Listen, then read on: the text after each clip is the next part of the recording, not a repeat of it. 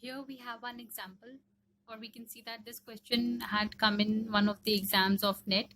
So the question says, consider a window bounded by the line x equals to 0, y equals to 0, x equals to 5, and y equals to 3, right? The line segment joins -1, 0 and 4, 5. The line clipped against this window will connect the points.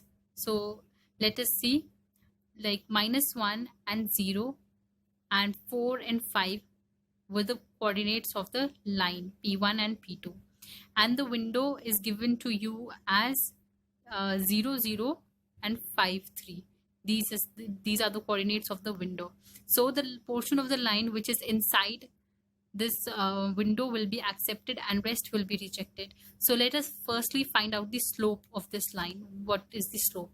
So slope formula of it is y1 minus y0 x1 minus x0 equals to, so we will put down the values as y1 equals to 5 and y0 is 0, x1 is 4 and x0 is -1. After subtracting them and doing division, we get 1 as our slope.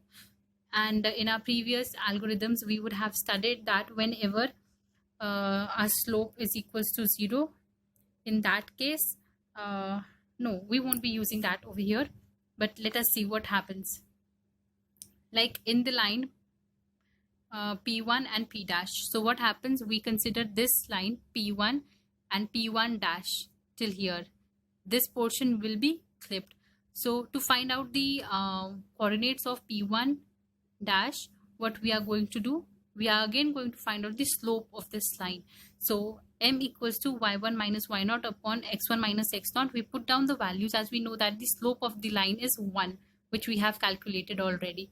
So 1 equals to, we do not know the value of y1. So y1 minus 0, y0 is 0. So these and in the similar way x1 is 0 and y0 is -1. These are the previous values over here. This y0 is this and this x0 is this value. So we place them and we get as y1 equals to 1. Therefore we can say that the coordinates of P1 dash equals to 0 comma y1, which is 1, 0, 1. So this portion of the line will be clipped. And in the similar way, if we find out the coordinates of this P2 dash, and the line which we have is P2 and P2 dash.